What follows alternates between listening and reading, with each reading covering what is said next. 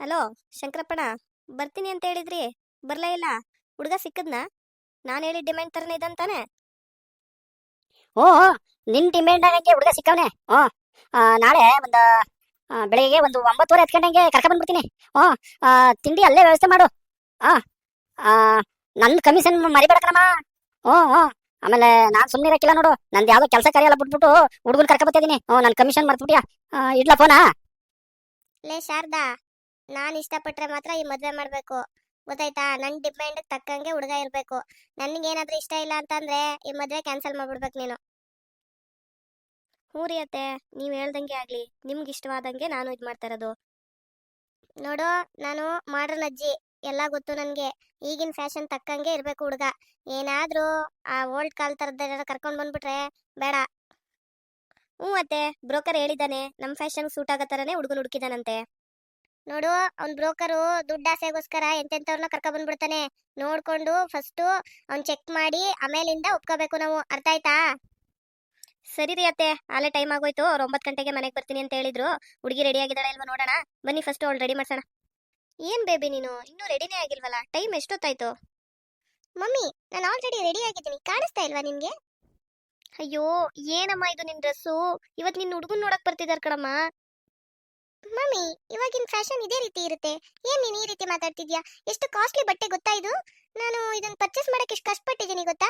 ನಿನ್ನೆ ಎಲ್ಲ ತುಂಬಾ ಶಾಪ್ಗಳಿಗೆ ಹೋಗಿ ನಾನು ಇದನ್ನ ನ್ಯೂ ಕಲೆಕ್ಷನ್ ಅಂತ ಅನ್ಬಿಟ್ಟು ತಂದಿರೋದು.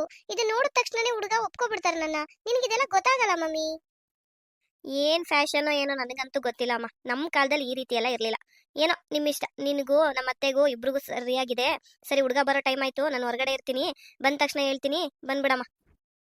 ಓಕೆ ಮಮ್ಮಿ, ಆಯ್ತು. ಓಹೋ, ಬಂದ್ಯಪ್ಪ. ಇವನೇನಾ ಹೊಸ ಮದ್ವೆ ಗಂಡು? ಹ್ಞೂ ಕಣಜ್ಜಿ, ಇವರೇ ಹೊಸ ಮದ್ವೆ ಗಂಡು. ಯಾಕೆ ಮದುವೆ ಗಂಡ ಥರ ಕಾಣ್ತಾ ಇಲ್ವಾ? ಪ್ಯಾಷನ್ ಕಣಜ್ಜಿ, ಎಲ್ಲ ಪ್ಯಾಷನು. ಏನಂದೆ ನೀನು? ಅಜ್ಜಿ ಅಂತ ಅಂದ್ಯಾ? ಅಜ್ಜಿ ತರ ಕಾಣ್ತಾ ಇದೀನೇನಪ್ಪ ನಾನು ನಿನ್ ಕಣ್ಗೆ? ಓಹೋ, ನೀವು ಪ್ಯಾಷನ್ ಅಲ್ವಾ? ಸರಿ ಸರಿ ಆಂಟಿ, ಆಂಟಿ ಅಂತಾನೆ ಕರಿತೀನಿ, ಸರಿಯಾ? ಹಾಗ್ ಬರ್ಬೇಕು ದಾರಿಗೆ, ಗೊತ್ತಾಯ್ತಾ? ಸರಿ, ಅದಿರ್ಲಿ. ಇವನೇನು ಸ್ನಾನಗಿನ ಮಾಡ್ಕೊಂಡು ಕರ್ಕೊ ಬಂದ್ಯಾ ಅಥವಾ ಮಲಗಿದಾಗ ಹಂಗೆ ಎಬ್ಬಿಸ್ಕೊ ಬಂದ್ಬಿಟ್ಯಾ? ಏನಪ್ಪಾ ಅದು, ಕೂದ್ಲೇನೋ? ವಾ, ಇವಾಗ ಪ್ಯಾಸನ್ನು ಹುಡುಗರುಗಳು ಏನೇನೋ ಮಾಡ್ಕೋತವೆ. ಬುಡಿ ಆಂಟಿ, ಯಾಕೆ ತಲೆ ಕೆಡಿಸ್ಕೊಂಡಿರಿ? ಕರೀರಿ ಹುಡುಗಿಯ. ಸರಿ ಆಯ್ತು. ಈ ಕಡೆ ಬಾ ಒಂದ್ ಸ್ವಲ್ಪ. ಯಾಕಂದ್ರೆ ಹುಡುಗನ ಸ್ವಲ್ಪ ಚೆನ್ನಾಗಿ ನೋಡ್ಬೇಕು ನಾನು.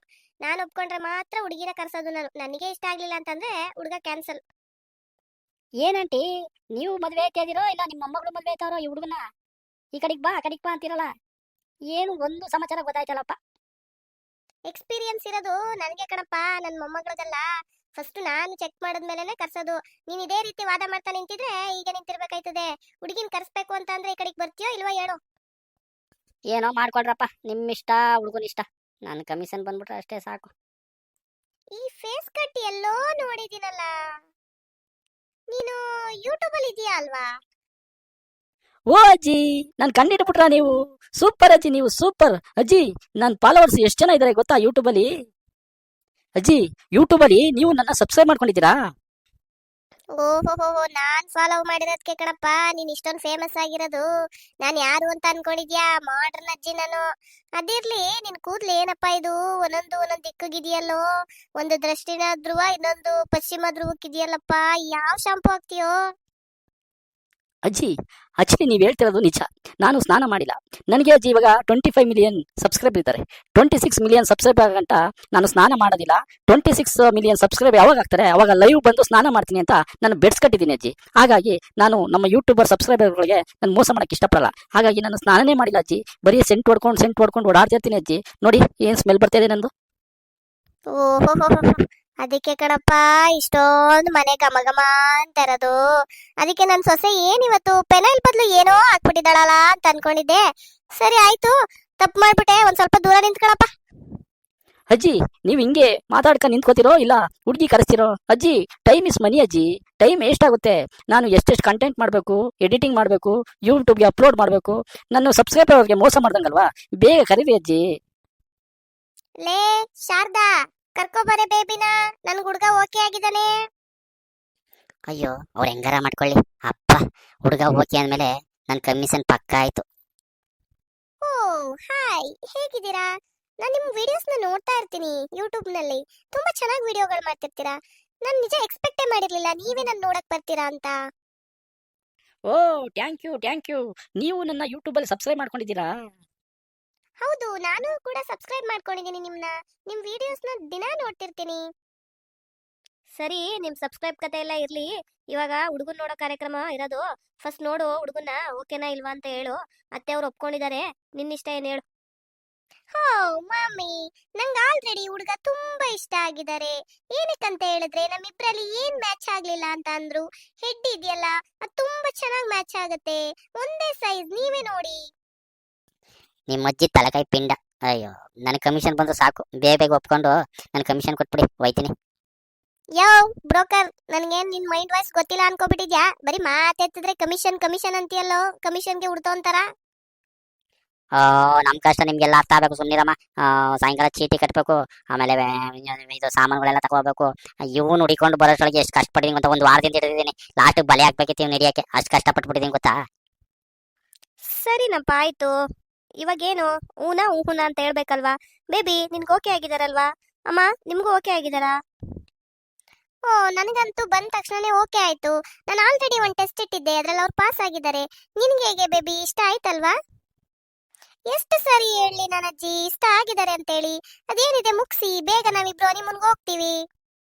ಅಯ್ಯೋ ದೇವಾ, ಏನು ಅಂತ ಮಾತಾಡ್ತಾ ಇದೀಯ ನೀನು? ಫಸ್ಟ್ ಆಲ್ರೆಡಿ ಎಂಗೇಜ್ಮೆಂಟೇ ಆಗಿಲ್ಲ, ಮದ್ವೆ ಆಗಿಲ್ಲ, ಆಲ್ರೆಡಿ ಹನಿಮೂನ್ ಅಂತ ಮಾತಾಡ್ತೀಯಲ್ಲ.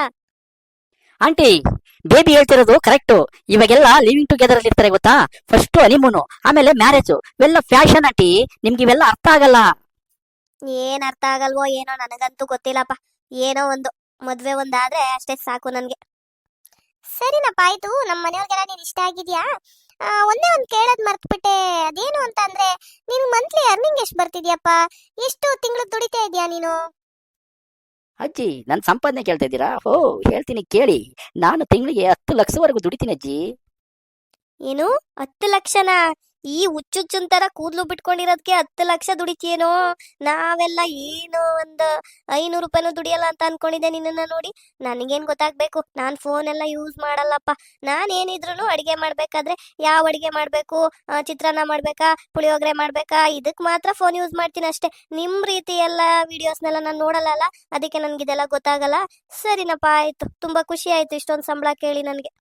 ಸರಿ, 10 ಲಕ್ಷ ದುಡ್ಡು ಬರಕ್ಕೆ ಯೂಟ್ಯೂಬ್ ಅಲ್ಲಿ ಏನ್ ಮಾಡ್ತಿರ್ತೀರಾ ನೀವು?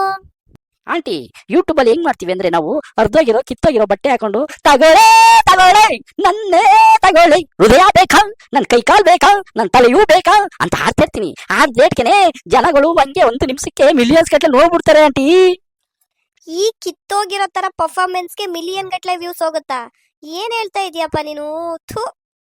ಹ್ಞೂ ಆಂಟಿ, ಇದೇ ಫ್ಯಾಷನ್.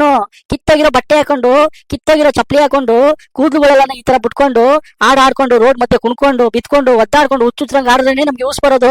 ನ್ಯಾಯವಾಗಿ ಮನೆ ಒಳಗೆ ಕುಂತ್ಕೊಂಡು ಡೀಸೆಂಟ್ ಆಗಿ ಮಾತಾಡಿದ್ರೆ 5-10 ವ್ಯೂಸ್ ಬರುತ್ತೆ. ಈಗ ಹುಚ್ಚುಚ್ರಂಗ್ ಆಡಿದ್ರೆ ನಮ್ಗೆ ಮಿಲಿಯನ್ಸ್ ಗಂಟ್ಲೆ ವ್ಯೂಸ್ ಬರೋದು. ಇದೇ fashion aunty, fashion. Oh baby, ನನ್ಗಿದೆಲ್ಲ ಗೊತ್ತಿದೆ. ನೀವ್ ಅದನ್ನೆಲ್ಲ ಎಕ್ಸ್ಪ್ಲೇನ್ ಮಾಡ್ಬೇಡಿ, ನಂಗೆ ಅರ್ಥ ಆಗುತ್ತೆ ಇದೆಲ್ಲ. ಓಕೆ, ನನ್ಗೇನು ನೀವು ಓಕೆ ಆಗಿದ್ದೀರಾ. ಸರಿ, ಯಾವಾಗ ಮದ್ವೆ ಆಗೋಣ ನಾವು?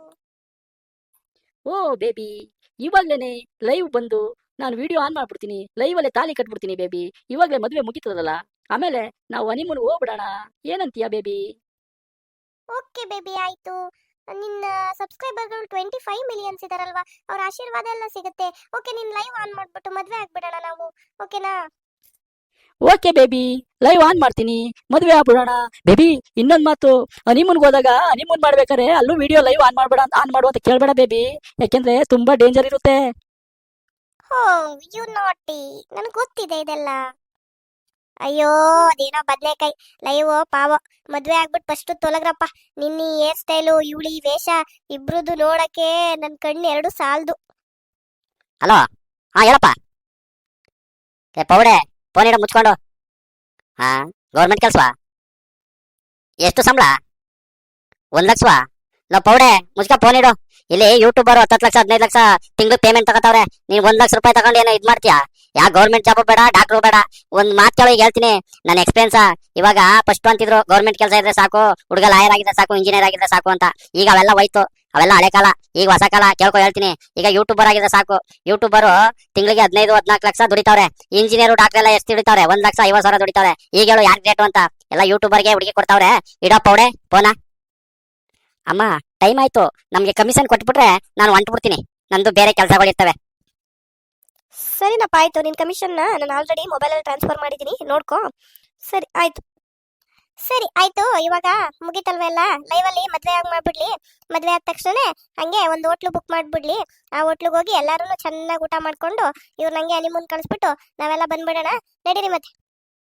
ಓ, ನನ್ನ ಯೂಟ್ಯೂಬ್ ಸ್ನೇಹಿತರಿಗೆಲ್ರಿಗೂ ಇವಾಗ ಲೈವ್ ಬರ್ತೀನಿ. ನಮ್ಮ ಬೇಬಿಗೆ ತಾಲಿ ಕಟ್ತೀನಿ. ಆ ಟೈಮಲ್ಲಿ ನೀವೆಲ್ಲ ನನ್ನ ಹಾರೈಸಿ. ಹಾಗೆ ನನ್ನ ಚಾನಲ್ಗೆ ಲೈಕ್ ಮಾಡಿ, ಸಪೋರ್ಟ್ ಮಾಡಿ.